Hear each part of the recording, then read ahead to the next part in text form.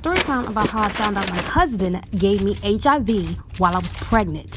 So, me and my husband were high school sweethearts. He was very kind, very in tune about my feelings, and we were like best friends.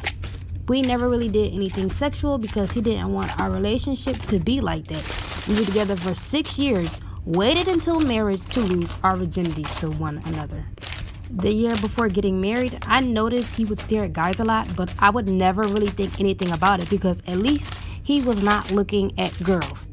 Fast forward, we get married, and 2 years later, I get pregnant, and we were both excited. When I get to the doctors, I get my yearly test done for STDs, of course, but as always, I'm clean. Maybe 1 or 2 weeks later, I get a call from the doctor saying I tested positive for HIV. Let me know if you guys want a part 2. Part 2 of how I found out my husband gave me HIV while I was pregnant. Like I said earlier, 2 weeks later, I get a call from the doctor saying I tested positive for HIV.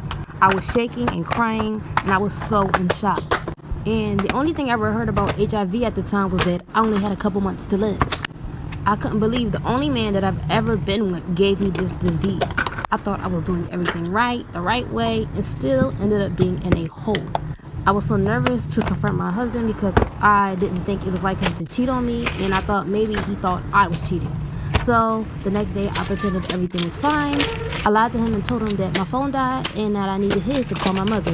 He gave me his phone. I went into the bathroom and immediately I start snooping. As I'm going through his phone, I didn't see any text from girls, so I'm like, maybe the doctor got the wrong test. I'm running out of time. Come back for part 3.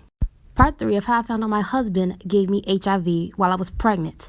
So, like I said, I went to his phone and I didn't see any text from other girls.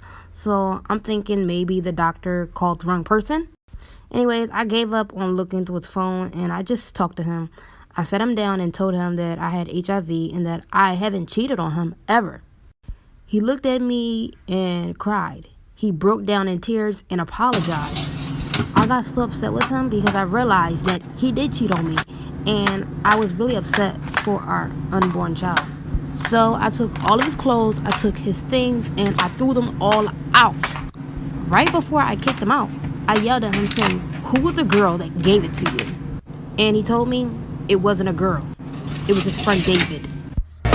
If she didn't know where I was at. So this one day, Kendrick is like, "Oh, we should go out one night." And I went and told my mom that I was going to the mall with my friends. But as the time got later, it was like too late, and my mom started blowing up my phone. And usually when she does that, I'm in big trouble.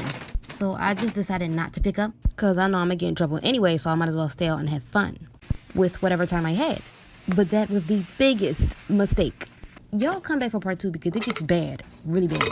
Part 2 of how I got caught sneaking out of the house by my crazy psycho mother. So like I said earlier, I was out and she was blowing my phone up and I was not answering. Because I knew I was going to get in trouble anyway, so I might as well just have fun. Well, as the night was getting later, I had to go home. And when my boyfriend Kendrick dropped me off, there was a whole bunch of cars outside of my house, and police cars. When I walked into my house, I saw all of my family, uncle, aunts, cousins, police. It was a whole bunch of people in there. I had my uncles and aunt walking up to me asking Another what happened Pantry to me. repo. Said they called the police because they thought I got kidnapped. At one point, I was going to lie and said I got kidnapped because I didn't want to get in trouble.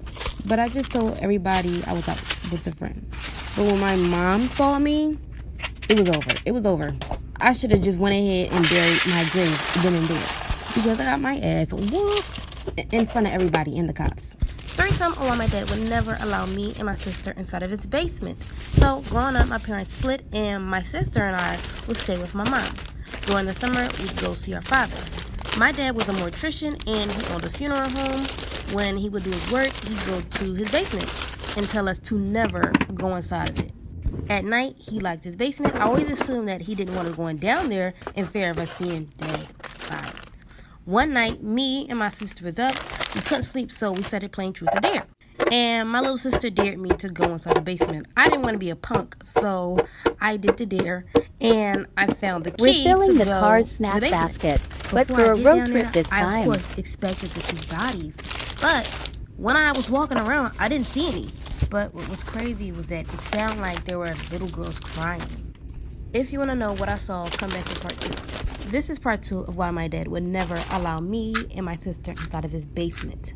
So, like I said, I went downstairs to the basement and I didn't see anybody. Instead, I heard whimpering and crying. So, I went back upstairs and told my sister that there was nothing down there. She said that she wanted to see, so she came to the basement with me. When we were both walking around, she said that she heard the whimpering too. My sister had saw a door, and it sounded like the noise was coming from behind the door. When we opened it, we saw girls chained up. Story time on how my own best friend set me up. Trigger warning, sexual assault. So when I was 13, 14, in the 8th grade, I met this girl, which we're going to call Aubrey. Throughout that year, we became really close friends. And we even went to each other's houses just about every day. And at that time, I was a virgin. I was very insecure, and I didn't know my worth. And definitely attracted to the wrong boys. And that's how me and Aubrey related. We bonded over trauma, which can be toxic. But anyways, one day we met these boys. At that time, I didn't know who these boys were. And Aubrey pretended not to know them either, but I had no idea. They had to be like 17, 18, but I actually really don't know because they probably lied about their age anyway. So we started hanging around these boys, which we're going to call Stick and George. And at that time, I really liked George. Throughout our weeks of hanging out, they asked if I ever smoked Mary Jane. And I said no, because I've never smoked. Push come to shove, I get peer pressured into doing it. And I think it was late. Come back for part 2. This is part 2 of how my own best friend set me up. Trigger warning, sexual assault.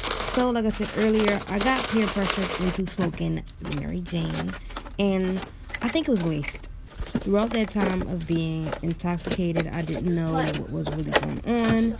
And remember the guy I told you guys about, George? Well, he had his way with me and my friend.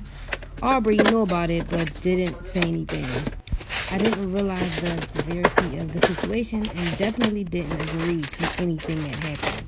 As time went on, I started to get married back on what was actually going on and started to understand.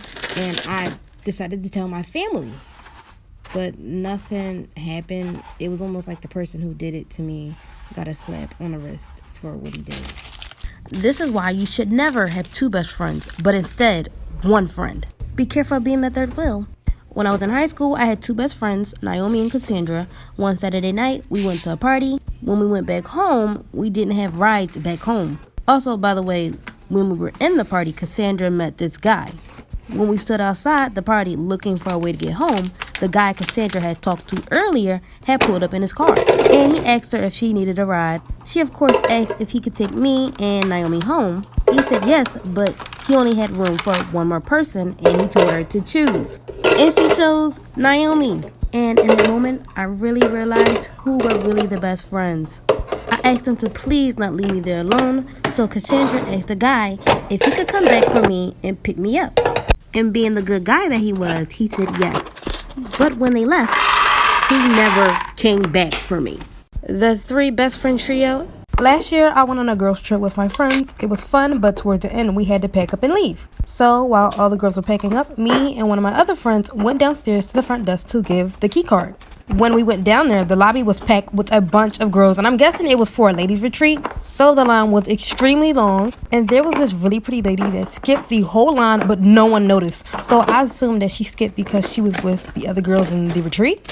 She got her key card and got her room. Fast forward, after we give up our key cards to the front desk, we went back to our rooms to pack. 15 minutes later, we get a loud knock on the door, and it's the police. I opened the door, and he asked me and my friends, have we seen this girl anywhere? And it was a girl with a popsicle stick, and immediately I said no.